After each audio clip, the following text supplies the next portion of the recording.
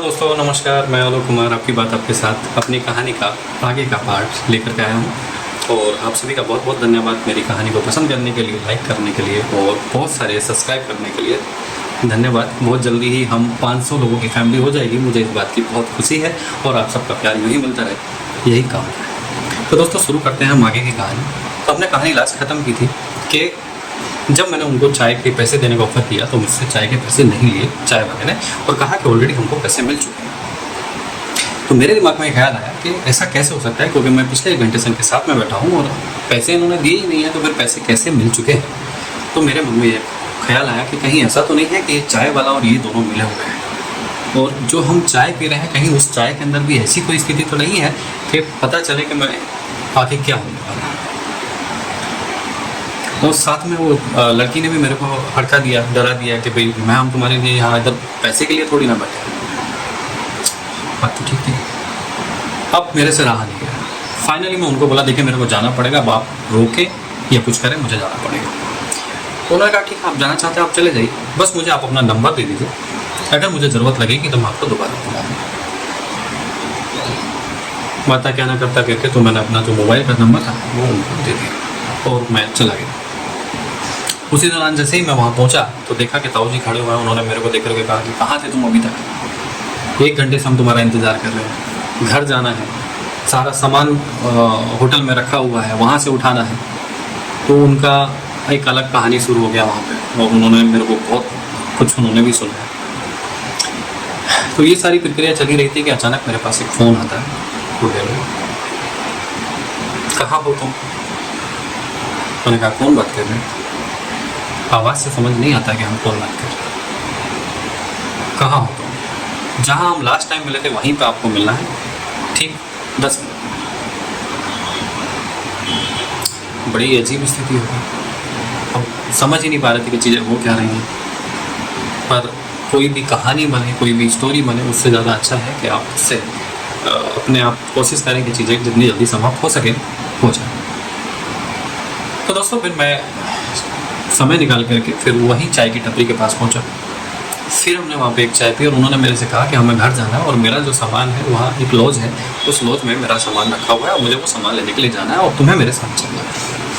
अब आप सोचिए कि अचानक ये बात आ जाए कि आपको एक लॉज में जाना है और एक लड़की के साथ जाना है, तो आपकी मनोस्थिति क्या होने वाली है। और जहाँ आपके दिमाग में पहले से ही कुछ और भरा हुआ हो कि शहर की लड़कियों से बच कर के रहें, क्योंकि कब वो आपको बेवकूफ़ बना दें और कब आपको उल्लू बना दें या कब आपके ऊपर चक्कर फिर जाए, ऐसा माइंडसेट उस दौर का था।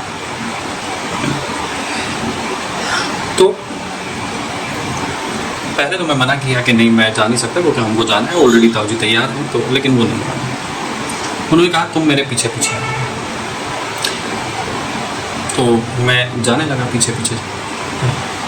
तो अचानक क्या हुआ कि हम लगभग 500-600 मीटर के दूर पर वो लॉज था। तो जैसे ही हम जाने लगे तो हम साथ साथ में जा रहे थे, तो अचानक से एक स्कूटर ने आकर के पीछे से हमको ठोक दिया। और जैसे ही वो हमको स्कूटर ने टक्कर मारा, वो जो पुराने ज़माने का स्कूटर चलता था उसने टक्कर मारा, तो हम एकदम से जैसे गिरे और वो साइड में हमारे चल रहे थे। तो ऐसे जैसे संभालने के लिए हमने ना वो उनका वो जैकेट पकड़ लिया ऐसा, वो सब बना आंसू। लेकिन जैसे ही मैं खड़ा हुआ तो मुझे आभास हुआ कि ये तो कुछ गड़बड़ हो गया। बोले अब तुम्हारा खेल खत्म है आलो, अब कुछ नहीं हो सकता।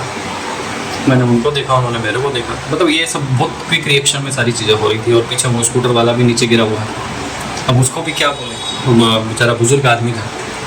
तो हमने फाइनली उनको खड़ा किया, ठीक है जाइए। मेरे पैर में थोड़ा सा लग गया था और फिर हमने उनको सॉरी बोला कि सॉरी मैं इंटेंशनली नहीं चाहता था ऐसा, लेकिन अगर ऐसा हुआ है तो मैं उसके लिए आपसे माफ़ी चाहूँगा, क्योंकि मैं गिर गया था करके तो मेरा हाथ कैसे लग गया था। तो उन्होंने कुछ नहीं बोला, चुपचाप शांत रही और फिर बोले कि आगे चलो। उन्होंने मेरे से पूछा कि तुम डाइट कोक पीते हो?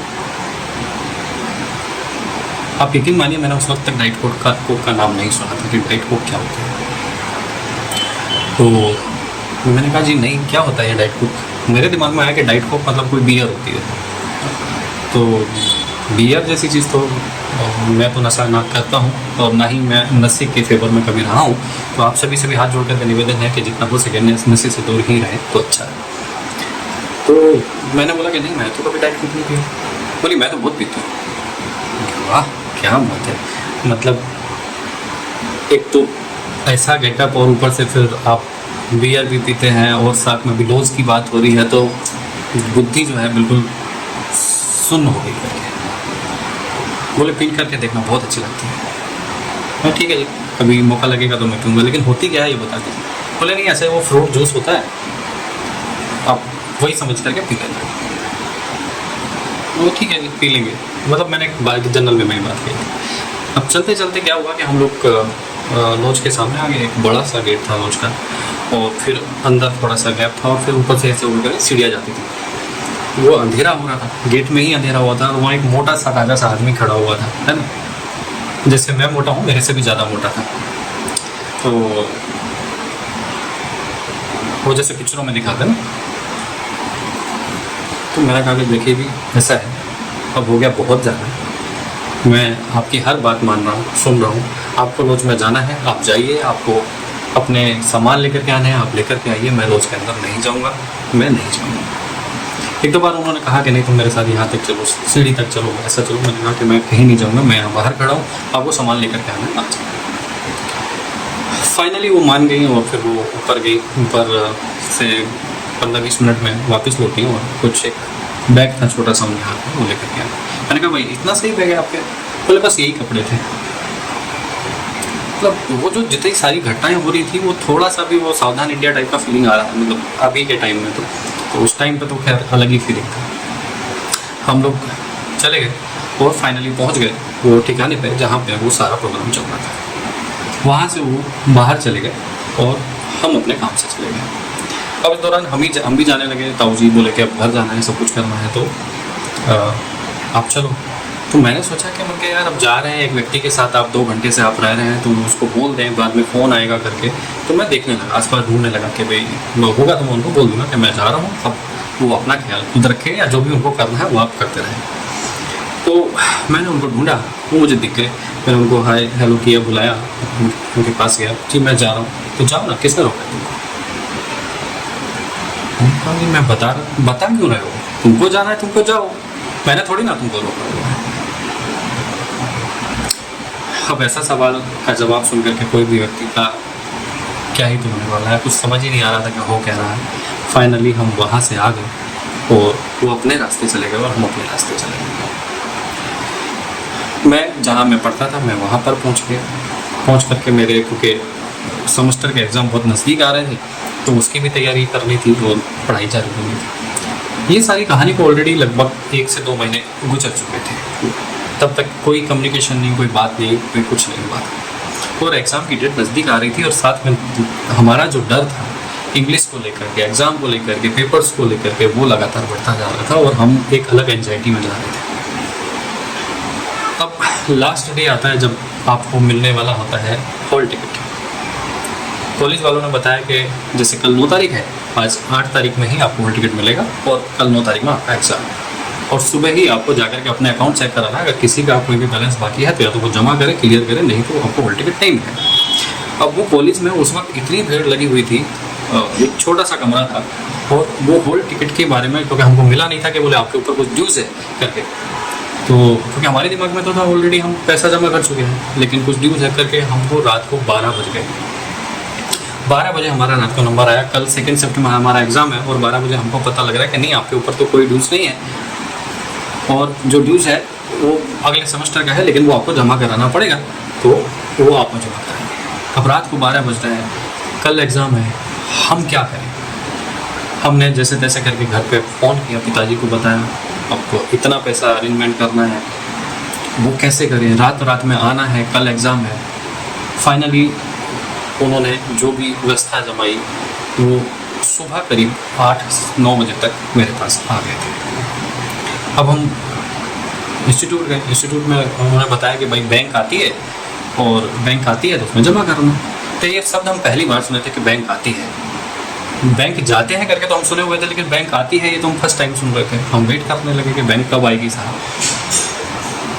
2 बजे से मेरा एग्ज़ाम है, रात भर मैं कुछ पढ़ा नहीं हूँ, एक दिन पहले मैंने कोई तैयारी नहीं की है, और मैथ का एग्ज़ाम था, तो और उसके अंदर वो डेप्रिसिएशन और ये सारी चीज़ें ऑलरेडी आती है, तो वो इंटीग्रेशन और ये सब, तो वो कुछ हमको समझ ही नहीं आता था, क्योंकि हम तो बहुत पहले ये सब चीज़ें को छोड़ चुके थे, और वैसे भी क्योंकि पढ़ाई पूरी तरह से चेंज हो गई थी, तो हमको इस विषय में जानकारी नहीं थी, कुछ याद नहीं था। अब 9:30-10 बजे इंस्टीट्यूट खुला, फिर जब HOD से मिले तो उन्होंने बताया कि भाई आज तो बैंक आने वाली नहीं है। तो पहले तो हमने यही क्लियर किया कि ये कौन सी बैंक है जो आती है। तो फाइनली ये पता लगा कि बैंक के कुछ लोग हैं जो इंस्टीट्यूट के अंदर आते हैं और वो फीस जमा करते हैं, साथ में रिसिप्ट करते हैं। लेकिन अब आपको जो है मेन ब्रांच जाना पड़ेगा, वहाँ फीस जमा करनी पड़ेगी, जो वहाँ से लगभग 20 किलोमीटर दूर है। और वहाँ से आकर के आपको स्लिप देना है, और यहाँ से फिर हम आपको हॉल टिकट देंगे। क्योंकि टाइम बचा ही नहीं था, 2 घंटे मुश्किल से बचे हुए थे एंट्री के लिए। तो पापा बोले कि तुम एक काम करो, तुम इंस्टीट्यूट जाओ जहाँ पे तुम्हारा एग्ज़ाम सेंटर है, हम तुमको वहीं मिलते हैं। वहाँ गए और वैसे ही लगभग 2 बज चुके थे, और 2 बजे एंट्री वो सभी की ऑलमोस्ट हो चुकी थी, एंट्री बंद हो चुकी थी, वो लोग नहीं आए। यहाँ हमारी स्थिति ख़राब होने लगी थी कि हम पहला ही एग्ज़ाम दे रहे हैं, और उसमें भी क्योंकि हमारी तैयारी भी कुछ नहीं है, और ये भी एब्सेंट हो जाएगा, तो हमारा तो इंजीनियरिंग करने का सपना जो है वो पूरी तरह से टूट जाएगा। तो वो सारी चीज़ें भी दिमाग में चल रही थी। तभी पिताजी आते हैं, लगभग 2:15 से 20 मिनट हो चुके थे।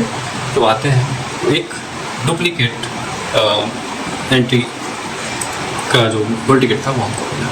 अब क्योंकि जब जाते हैं आप एग्ज़ाम करने के लिए, तो आपको देखना पड़ता है आपका सीटिंग अरेंजमेंट क्या है, और ऑलरेडी वो गेट बंद होने की स्थिति में आ गया था। तो जैसे तैसे करके हमने रिक्वेस्ट करके हम अंदर भागे, और वो इंस्टीट्यूट में जहाँ अंदर जाना था वो लगभग 200-300 मीटर दूर था। भागते पहुँचे, वहाँ पे एक बोर्ड लगा हुआ था जिसके ऊपर वो सीटिंग अरेंजमेंट कर रहा था। अब मज़ेदार बात ये देखिए कि वो सारे बोर्ड पे हम सारा अपना देख लिए, हमारा नंबर ही नहीं था, रोल नंबर ही नहीं था कि कहाँ। तो मतलब हम लगातार होपलेस हो रहे थे कि पता नहीं क्या हो रहा है, क्योंकि कोई भी चीज़ सही नहीं हो रही है, और साथ में हमारा तो रोल नंबर ही नहीं आया है, तो ऐसा क्या हो गया। तो तभी वो मैनेजमेंट के लोगों ने एक बताया कि आप ऐसे करिए, 3री मंजिल पर जाइए, और 3री मंजिल पर एक कमरा है, उस कमरे के अंदर जाकर के आप बैठ जाइए, आपका वहीं पर जो भी होगा देखेंगे। मैं भागा पहुंचा, तो वहाँ ऑलरेडी लगभग 15 से 20 लड़के लोग थे। अब ये करते करते लगभग आपका टाइम हो गया था, 3 बजने वाले थे आसपास, 3 बजे के आसपास। 3 घंटे का एग्ज़ाम में से 1 घंटा ऑलरेडी ख़त्म हो चुका है। मेरी स्थिति मनोदशा ऐसी हो चुकी थी कि अब कुछ हो नहीं सकता है, और मानसिक रूप से वो बहुत ज़्यादा मेरे को इफ़ेक्ट कर रही थी। फाइनली एक एग्ज़ाम सीट आती है, नंबर आता है, रोल नंबर आता है, और उस पूरे एग्ज़ाम के अंदर वो 2 घंटे में हमसे कुछ भी नहीं लिखा जाता है, क्योंकि हमने कुछ भी तैयारी नहीं की थी। चलिए दोस्तों, इसके आगे की कहानी अगली चैप्टर में करेंगे, जो आगे और भी बहुत आपको टच करने वाली है। और साथ में इसके साथ भी एक मैं घरेलू टिप्स आपको दे देता हूँ उन लोगों के लिए, क्योंकि मुझे याद आ गया कॉलेज के लाइफ के दिन जब हम लोग खाना बनाते थे। तो अक्सर जब खाना बनाते वक्त अगर नमक तेज़ हो जाए, तो एक उबला हुआ आलू उसके अंदर डाल दीजिए, आपका नमक पहले से बेहतर हो जाएगा। ठीक है दोस्तों, नमस्कार, मैं आलोक कुमार, आपकी बात आपके साथ। आपको यदि मेरी कहानी पसंद आ रही हो तो लाइक करिए, सब्सक्राइब करिए, खुश रहिए, मस्त रहिए, आबाद रहिए, जो करना है करिए, बस मिलते रहिए, जुड़ते रहिए। नमस्कार, मैं आलोक।